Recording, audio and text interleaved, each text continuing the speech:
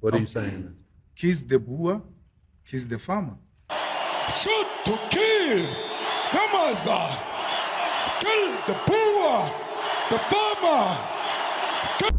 The courtroom defense of Julius MALEMA and the song Kill the Boer. Now I know the name alone sparks emotion, fear, anger, misunderstanding.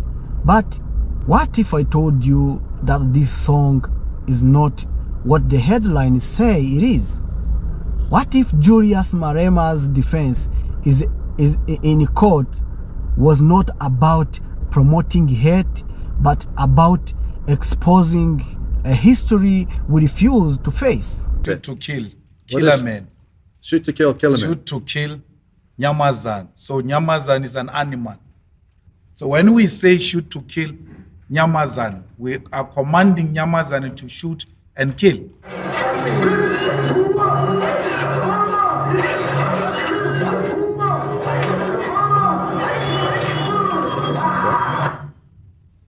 You also want me to interpret the language you hear? Yes, just so we're clear. What are you saying in that? Kiss the Boer, kiss the farmer. I thought it's English. It is? Yes. And what does that mean? It means kiss. Kiss how?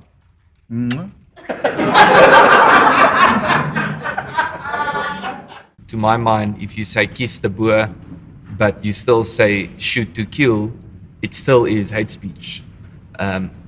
However, if you just blatantly say kill the Boer, then you don't even have that argument to fall back on. No, the message in the chant is very clear. Shoot to kill, kill. Nyamazan means shoot to kill the enemy forces who are standing in between us and our freedom. It was very clear that. And then the kiss is exactly that. It means kiss the Boer, kiss the farmer. Because I know when I say that, you are going to take offense. You know why? Because you don't want a black person kissing a white person. It's an immoral act, according to the immoral act of during apartheid. Even to embrace love and kissing of black people to white people, it's a criminal offense. I know that the racist will still be offended by a call to kiss. If you sometimes sing Kiss the Boer, I regard that as an acknowledgement that singing Kill the Boer is wrong. That's why you sing March 2010, when Mr. Malema was addressing the crowd of supporters at the University of Johannesburg. And he made a speech and then he burst into song. The lyrics are, "They are scared, the cowards. Shoot the Boer or shoot a Boer. They rape these dogs." There's also a translation that says, "They rob these dogs." In the weeks that followed, farm attacks increased. At least 2 farmers were murdered. You are singing about shooting the Boers, and your supporters are talking about committing farm murders. But the reality is that these people are actually being murdered. Now, you testified earlier that Boer means farmer, is that correct? Yes. So would it be kill the farmer? No. In a literal meaning, that's your interpretation. In our understanding, because we are not barbaric, we know that farmer gets to be used as a phase of land dispossession and the system that has rejected us and stolen property from us. That's what we mean by the farmer. But they understand that we're not referring to any group of persons in that context. How do you know they understand that? They would have done it by now. They have. No, they've not. But we continuously see politicians romanticizing violence against farmers, and we see it all the time.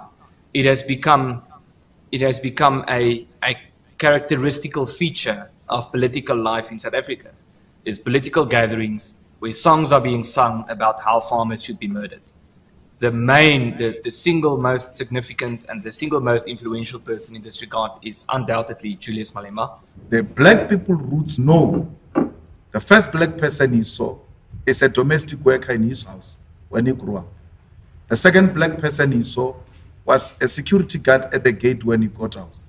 The third black person he saw was a cashier at the shop owned by white people. The fourth black person he saw was the cleaners where he went to school. Those are the blacks he has had an interaction with. And he thinks of us like that because that is his exposure to black people. And therefore, always characterizing us as non-thinkers, as baboons, as people who can't think. And that's why if they hear a leader says, kill the Boer, they can go into the house and take machete and go and kill people. Because these are non-thinkers. That's how they view us. That's how they characterize us. It's unfortunate that we find ourselves in a society where we coexist with such people who look at us and who think of us like that. We don't think like that about them. Our leaders never thought of like that about them. Despite the fact that they engaged in genocide of black people when they came here, despite conquering us in the wars of dispossession, despite killing kids in 1976 and in the 80s, we don't think of them like that. We never thought of them like that, but they think like that about us. That's very bad. It is not our argument that farm murders constitute ethnic cleansing, but there is a stronger argument to be made that this could lead to ethnic cleansing than to be made that this could lead to genocide. And the reason why I say this is ethnic cleansing typically manifests in people saying, we're going to take your land, we're going to chase you off the land. And if you leave our country, it typically includes comments like, you are just a visitor. Yeah.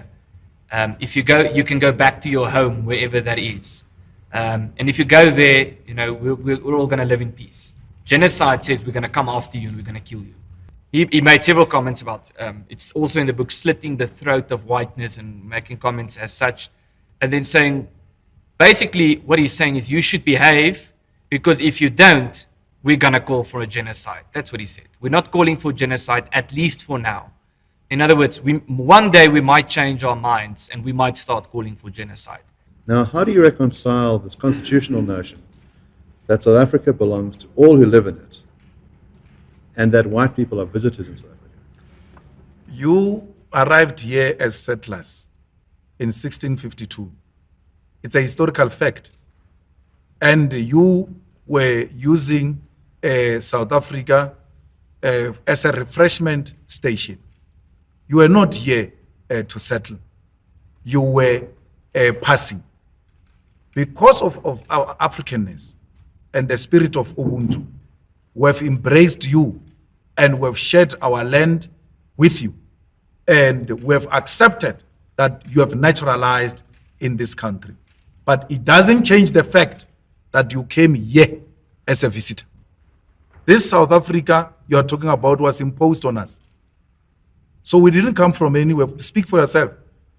We didn't come from anywhere. There's no African who came from anywhere. We came from here. Welcome back at this again. So right, that is Julius Malema. That is Julius Malema during his defense in court. You know, all the situation in a courtroom, it was something like, I feel like it's something like very funny because what people expected from Julius Malema is not what happened. Maybe we were expecting that Julius Malema will be maybe trembled in the courtroom, but he has turned something courtroom to something else. And you know, I don't know if what the action that this judge decided to take, because you cannot execute someone who is giving out the challenges that you don't even understand, but just have to understand because you are the one who are executing him. So what I know, I believe that what I was believing in is what you believe in, because we all had Julius Malema chanting, kill the farmers, kill the Boers, and yet he's here, he's saying that his statement meant a lot. It was not just about the killing farmers. So my point is all that Julius Malema was trying to defend or to say was about the criticizing all the apartheid system that is happening in South Africa against the sovereignty of black people in South Africa. So that's why we expected a lot to happen maybe towards Julius Malema, but This guy has courage and he know what he's doing, and that's why we felt like maybe when he will be taken to court, he will tremble. He will be he will not have what to say. He will not have the ideas of defending himself, according to the song that he sang, and everyone heard what he said. But things went different. This is Julius Malema. This is an economic freedom fighter of South Africa. Everyone respects Julius Malema. Everyone fears Julius Malema. But the problem is that this song, it portrayed fear, portrayed a lack of potential towards the white people, because they are afraid that maybe Julius Malema is trying to promote violence or crisis against the the white people in South Africa. I came towards a certain word that I also believe in, and there is this guy who was saying that you have to believe in karma. You have to believe in karma, that whatever you do shall come back. Whether you are doing something good or bad, it must come back to you. Not just only you, even if it will not come back to you, but it will come to your generation. So it will not go in vain. Either you are doing good or you are doing good, you are doing bad, but all that you are doing, it must come back. So I am saying this because I believe that what Julius Malema is doing today, and maybe some people are criticizing what Julius Malema is trying to do in South Africa, there is a day it will pay back. It will pay off, because maybe we, as the people who are surrounding Julius Malema and the people who he is trying to fight for, and maybe they are not seeing what good or value he has today. But there will become a day they will at least want to find someone like Julius Malema, but it will not be possible. And maybe one day, through the will of God, and what Julius Malema is trying to do for these people, the sacrifice that he has decided to take, and the risk just to fight for the people, it will pay off one day. And I always believe that one day I will see, and maybe I wake up and see Julius Malema is being sworn in as the leader of South Africa, because when this happen, it will not only be a rejoice or a victory to the South Africans, but for the entire African continent. Because when we have several people who are standing for the interests of the African continent, the few just who are there to stand and defend Africa, then we believe that the rest are going to follow the footsteps, either they like it or not, because the citizens will not allow to see their leaders are going against their way or their will, while there are some leaders who are doing the right thing. It will be very possible. So the same as to what is happening in South Africa, in Burkina Faso. A lot of people, African leaders today are doing things not because they like doing it, but because they fear that when they go against what is really happening in Burkina Faso, or against what Ibrahim Traore is trying to advocate the people, then maybe their citizens will also turn after them. So they are doing what is right. They are trying to do what maybe might impress their people. So that's all we are praying for. So when Julius Malema came to the courtroom, maybe we were expecting something else. But what comes out from that courtroom is something that different from from my mind. So I don't know which action that those judges take to against Julius Malema, because he already convinced them from all that they were expecting, from all they were accusing, because we have listened a lot, and I hope that maybe what I was thinking is the same as what you are thinking. So it has already happened, and this is one guy who believes in himself. He has courage, and that's why he's there to challenge all the system that is coming towards him. So Julius Malema is somebody who needs to be protected, who needs to be respected, because what he's trying to do towards Africa is something that is helping not only the South Africans, but the African continent at large. So big up to Julius Malema, big up to Ibrahim Traore, for those people who are trying to show us African ways, those people who are trying to show the hope for the Africans, those people who are trying to tell Africa that still we have time and we can make it if we believe in ourselves. Those are the people that we have to support today. We used to speak about the people who are there before. They tried their best, yes, we know that, but at the end of the day, they never accomplished their targets or their missions. Their life were taken short. Their life were terminated. So we have to speak about those people who are today here, who are alive, and who are trying to do something that can help African continent. Is all I can say. As I say that I'm not going to take much of your time, because I know that you've already enjoyed the video of Julius Malema and the speech and what you expected to hear. I hope that you have heard it, and now it's upon you, sir, now to say what you feel about Julius Malema, and what are you expecting to come out of that courtroom. Just tell me, just speak out. We have to discuss about this.